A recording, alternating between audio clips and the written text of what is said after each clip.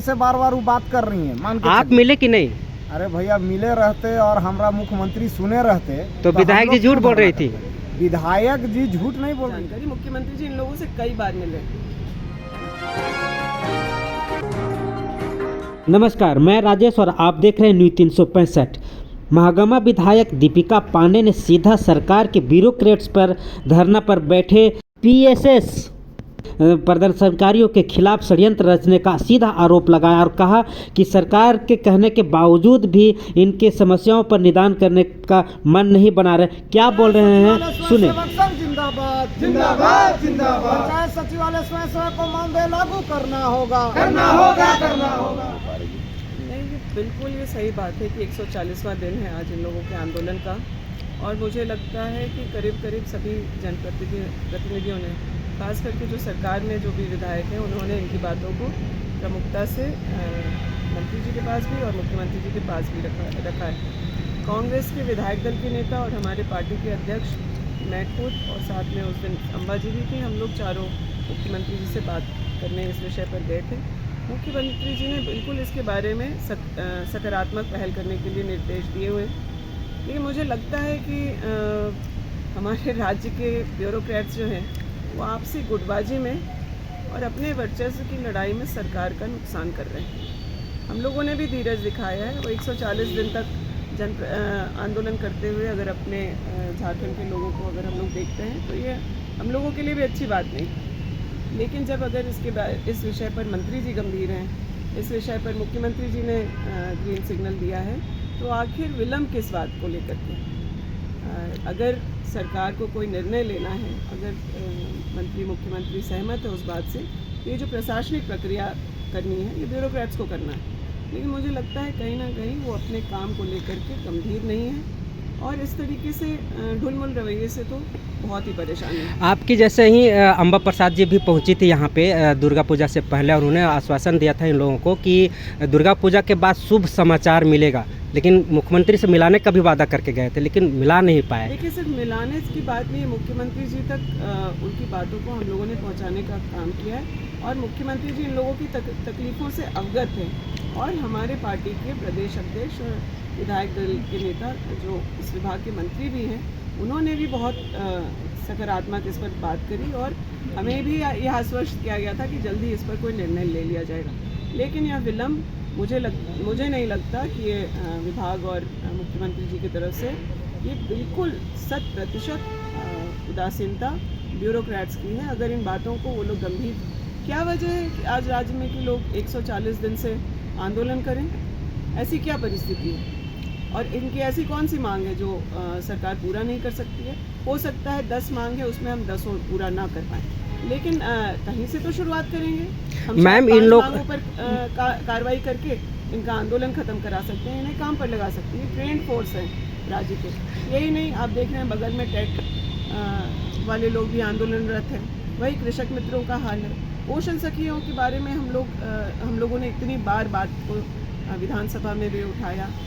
सरकार भी उनके प्रति संवेदनशील है, लेकिन जो प्रशासनिक कार्रवाई होनी चाहिए, मुझे लगता है हर विभाग में ऐसे पदाधिकारी बैठे हैं और मुझे लगता है कि अगल बगल के राज्यों से भी कुछ सीखना चाहिए।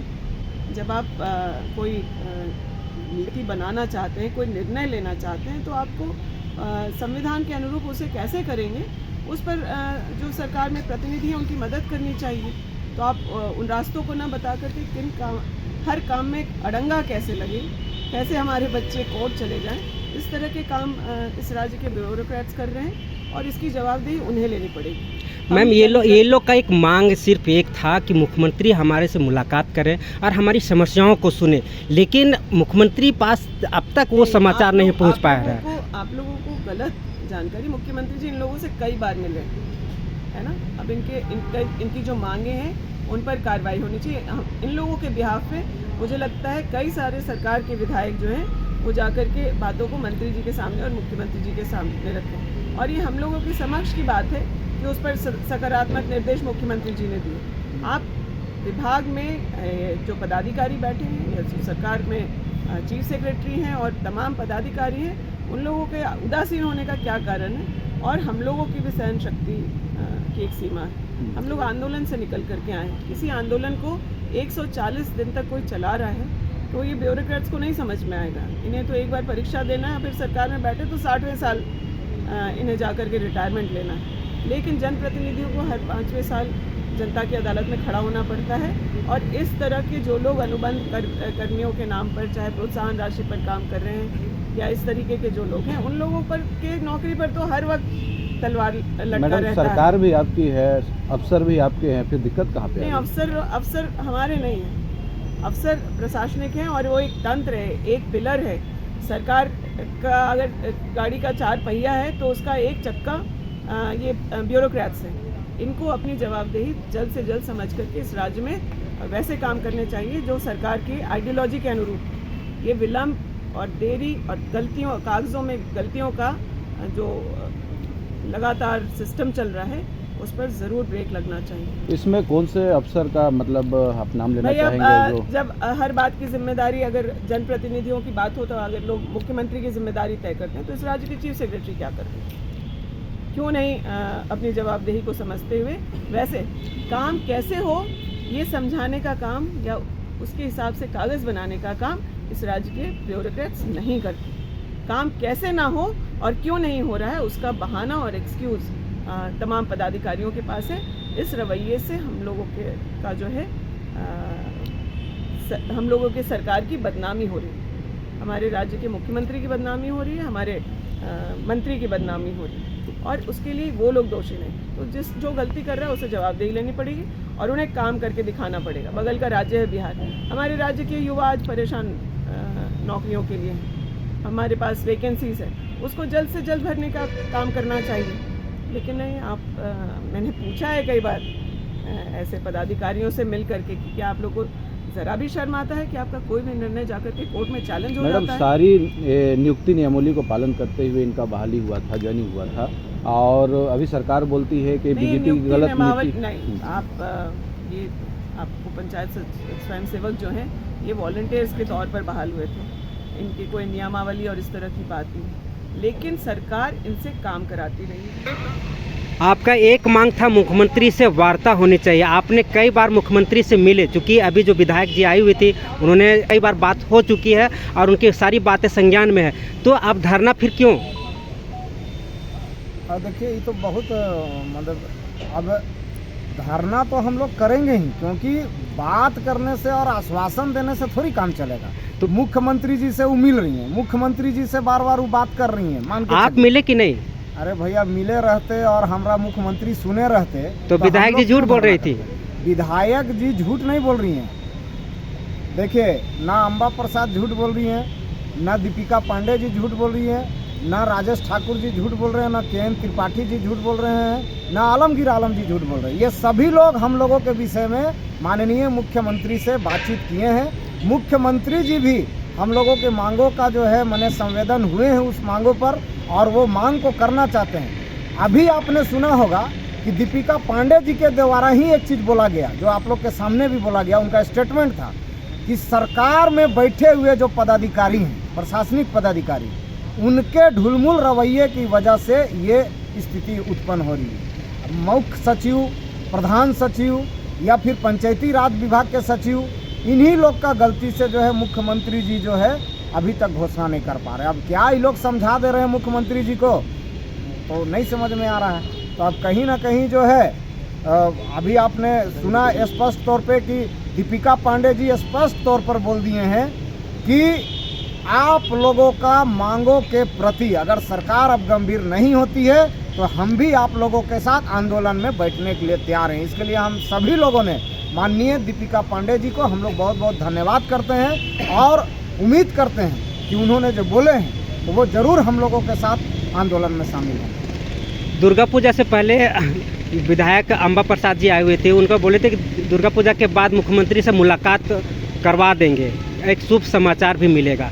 क्या हुआ, वो मुलाकात करवा पाई? नहीं, अभी तक भी वैसा कुछ नहीं हो पाया है। पर हम बता दे रहे हैं आपको कि एक विधायक या एक मंत्री ज़्यादा से ज़्यादा क्या कर सकते हैं, बात विचार कर सकते हैं। मुख्यमंत्री को तो ज़बरदस्ती खींच के नहीं ले आएंगे यहाँ, या हम लोगों को तो ज़बरदस्ती वहाँ खींच के नहीं लेके चल जाएंगे।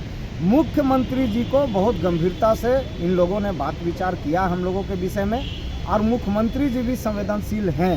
पर कहीं ना कहीं हम बताएं आपको कि प्रशासनिक अधिकारियों की वजह से ये स्थिति हो रही है। और आने वाला दिन में भी ये भी हम बता दे रहे हैं आपको कि आने वाला दिन में भी अगर ये सरकार दोबारा सत्ता में नहीं आती है तो उसका मुख्य जिम्मेवार बैठे हुए प्रशासनिक अधिकारियों का होगा, क्योंकि ये मुख्यमंत्री जो हैं काफ़ी संवेदनशील हैं, सबके मांगों को सुनते हैं, सबकी मांगों को करना चाहते हैं, बहुत गंभीर हैं इस विषय में। पर कहीं ना कहीं प्रशासनिक अधिकारी के रवैया से उन तक मामला सही से पहुंच नहीं पा रहा है, जिसके वजह से मुख्यमंत्री भी नहीं समझ पा रहे हैं। और इसका खमियाजा झारखंड मुक्ति मोर्चा और कांग्रेस की सरकार को 2024 में भुगतना पड़ेगा। उसके लिए जिम्मेवार सिर्फ और सिर्फ प्रशासनिक अधिकारी ही हैं।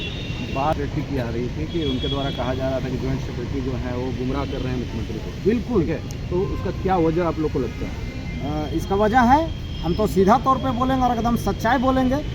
रघुवर दास जी के सरकार में वंदना दादेल जी जो हैं, कई बार उनको मतलब कि माने सीधा तौर पे हम बोलेंगे कि मुख्यमंत्री जी से उनका बनता नहीं, वंदना दादेल जी का पूर्ववर्ती सरकार में। और अभी वो वर्तमान सरकार में प्रधान सचिव बन के बैठे हुए हैं। तो कहीं ना कहीं प्रधान सचिव होने के नाते वंदना दादेल जी भी स्वयं सेवक के प्रति जो है उनकी संवेदना नहीं है। वो स्वयं सेवक को लगता है कि हेमंत सोरेन जी को समझा दे रहे हैं बार बार कि ये लोग बीजेपी का लोग। तो हमको कहीं ना कहीं लगता है कि ये गलत जो है विचार वंदना दादेल जी के तरफ से जो है बार बार मुख्यमंत्री जी को बरगलाया जा रहा है। हम कह रहे हैं कि किसी भी सरकार में ही किसी भी चीज़ का नौकरी होता है तो क्या वो उस पार्टी के हो जाते हैं? एक बहुत बड़ा सवाल है कि अगर मान लीजिए कि पारा टीचर कोई ना कोई तो सरकार में थे, पर क्या उसको दूसरा सरकार आई तो हटा दी? आंगनबाड़ी कोई ना कोई तो सरकार में बहाल हुए थे, तो क्या दूसरा कोई सरकार आई तो उसको हटा दी? नहीं हटाई। मनरेगा कर्मी, माने इसी तरह से हम बताना चाह रहे हैं कि अगर पूर्ववर्ती सरकार में हम लोगों का चयन किया गया तो ये जरूरी थोड़ी है कि हम लोग सरकार के आदमी हैं, किसी पार्टी के आदमी नहीं हैं। और ऐसा नहीं है, ये सरकार में अगर हम लोगों का मांग पूरा होगा तो हम लोग भी संवेदनशील रहेंगे इस सरकार के प्रति, क्योंकि किसी भी पार्टी का झंडा पकड़ने से किसी का पेट नहीं भरता है। देखा ये जाता है कि झारखंड में कौन है सरकार जो सही से काम कर रही है, युवाओं को रोजगार दे रही है, सरकारी नौकरी दे रही है, सभी अनुबंध कर्मी संविदा कर्मी का सुना जा रहा है। आप सोच लीजिए कि 140 दिन, ये मायने रखता है कि 140 दिन से हम लोग बैठे हुए हैं, पर इस सरकार के प्रशासनिक अधिकारी, नेता मंत्री विधायक सब आए, पर सरकार के प्रशासनिक अधिकारी को कोई मतलब नहीं है। झारखंड में कोई मरे गले सड़े कुछ भी हो, अब उससे कोई मतलब नहीं है प्रशासनिक अधिकारियों का। तो कहीं ना कहीं अपराध का भी अगर ग्राफ यहाँ बढ़ा है तो उसमें प्रशासनिक अधिकारियों का दोष है, ना कि राज्य सरकार का। बात जॉइंट सेक्रेटरी की आ रही है और सभी विधायक और मंत्री को मालूम है कि जॉइंट सेक्रेटरी जो है वो गुमराह कर रहे हैं और सरकार उनकी है, तो इसके ऊपर कार्रवाई क्यों नहीं हो रही है? यही तो प्रश्न है। इसी का तो जवाब ढूंढना चाहिए इन लोगों को कि जब मुख्यमंत्री जी ही हम लोगों के मांगों के प्रति जल्द से जल्द घोषणा किए हैं और बोले हैं, आदेश किए हैं विभाग को भी और सबको, उसके बाद भी नहीं हो रहा, तो आप सोच सकते हैं कि मुख्यमंत्री जी का भी बात का अवहेलना यहाँ के प्रशासनिक अधिकारी कर रहे हैं। तो आप समझ सकते हैं कि यहाँ पे प्रशासनिक अधिकारी कितना हावी है। माने पार्टी में बैठे या सरकार में रहे विधायक और मंत्री, मुख्यमंत्री सरकार नहीं चला रहे, सरकार चला रही है यहाँ के प्रशासनिक अधिकारी, जो इच्छा कर रहा है, जो मन में आ रहा है वही कर रही है। तो कहीं ना कहीं आप एक चीज़ समझ सकते हैं कि प्रशासनिक अधिकारी के रवैये की वजह से हम लोगों का आंदोलन भी इतना तना रहा है, इतना लंबा जा रहा है। पर हम लोग भी इस बार तब तक बैठे हुए रहेंगे जब तक कि हमारी मांग सरकार पूरा नहीं कर देती है।